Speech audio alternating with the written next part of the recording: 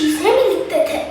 جیسے ہمارے ملک پاکستان میں شیخ چلی یا پھر ایک دوسرا شیخ مجھے یاد نہیں آ رہا, وہ لوگ ہیں. ہمارے بھی ان کی بھی اس کنٹری میں ترکی میں ایک بہت فیمس حکایت لکھنے والا تھا جس کا نام ملا نصیر الدین تھا. ملا نصیر الدین کے پڑوس میں ایک یہودی رہتا تھا. وہ یہودی بہت امیر ہوتا تھا مگر اس کا ہاتھ کبھی بھی کھلا نہیں ہوتا تھا, اس کا ہاتھ ہمیشہ بند ہوتا تھا. تو ملا نصیر الدین نے بولا چلو اس کے ساتھ ایک چال چلتا ہوں میں جیسے یہ غریبوں کے لیے پیسے نکال سکے.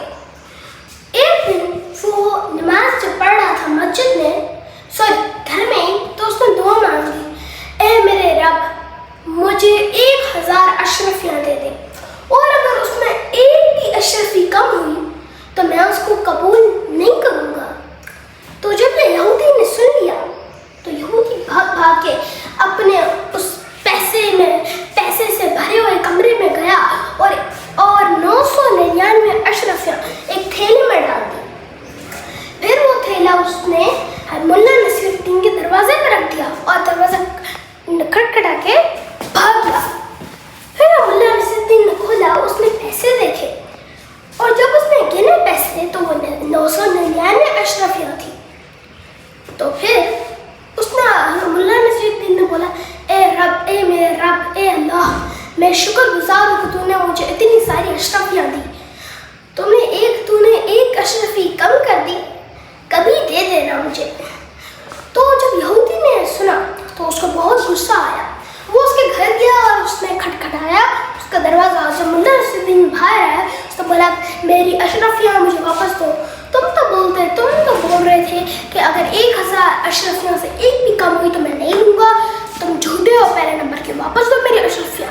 ملا نصیر الدین کو بہت غصہ آیا تو اس نے بولا تم کون ہوتے ہو میرے پیسہ لینے والی کی, تو میرے رب نے میرے لیے بھجوایا ہے. تو پھر یہودی کو بہت غصہ آیا اور وہ قاضی صاحب کے پاس چلا گیا. ویسے قاضی صاحب اس دور میں وہ لوگ ہوتے تھے جیسے ہم لوگ اس دور میں ان کو پہچانتے ہیں لائرس کی طریقے سے, ججز, lawyers, chief ministers, like these. تو پھر کیا ہوا کہ جب وہ قاضی کے پاس گیا اس سے سب چیزیں بتائی یہودی نے. پھر قاضی صاحب نے بولا کہ ملا نصیر الدین کو بلاؤ میرے پاس. تو پھر جب یہودی ملا نصیر الدین کے پاس گیا اس نے بولا قاضی صاحب نے تمہیں اپنی عدالت میں بلایا ہے, میرے ساتھ چلو. تو ملا نصیر الدین نے بولا یہ تو میرے کپڑے دیکھ رہے ہو, یہ پھٹے ہوئے ہیں اور میں ان پھٹے ہوئے کپڑوں کے ساتھ نہیں جا سکتا عدالت میں, لوگ کیا سوچیں گے, تو میرے لیے ایک خوبصورت سا لباس لے کے آؤ. تو وہ یہودی اپنے گھر گیا اور ایک خوبصورت سا لباس اس کے لیے لے کے آیا اور پیش کر دیا. ملا نصیر الدین نے اس کو پہن لیا. پھر یہودی نے بولا میرے ساتھ چلو گے. اس نے بولا بالکل نہیں, پہلے اگر وہ لوگ دیکھیں گے کہ میں اتنا مالدار بندہ ہوں اور پیدل آیا ہوں تو وہ لوگ کیا سوچیں گے, مجھے اپنا گھوڑا بھی دو. تو یہودی نے اس کو اپنا گھوڑا بھی دے دیا. پھر وہ دونوں عدالت میں گئے, یہودی پیدل اور ملا نصیر الدین گھوڑے پہ. جب وہ وہاں پہ پہنچے تو قاضی صاحب نے بولا ملا نصیر الدین آپ نے اس کی اشرفیاں کیوں اٹھائی ہیں؟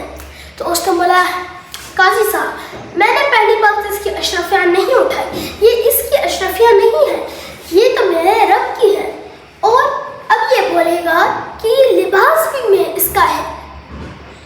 اس نے بولا یہودی نے بولا جی قاضی صاحب یہ لباس بھی میرا ہے, میں نے اس کو دیا تھا پہننے کے لیے.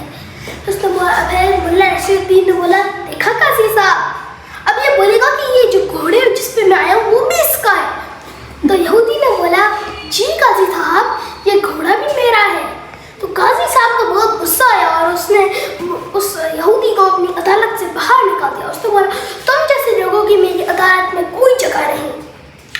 تو ملا نصیر الدین بھی اس کے پیچھے پیچھے بھاگ کے گیا اور اس نے بولا میں تمہاری اشرفیاں تب دوں گا جب تم اس میں سے آدھی اشرفیاں مطلب 500 اشرفیاں غریبوں میں دے دو. تو وہ مان گیا اور اس نے 500 اشرفیاں خود کے پاس رکھ دی اور 500 غریبوں میں دے دی. اور اس بات سے ملا نصیر الدین نے اس سے پیسے بھی نکلوا دیے اور عدالت میں قاضی صاحب کے ساتھ اس کا رتبہ بھی کم کر دیا اور خود کو ایک اچھا لباس اور گھوڑا بھی دے دیا. और ये तो मल्टीटास्किंग उसने कर ली, सो बाय बाय।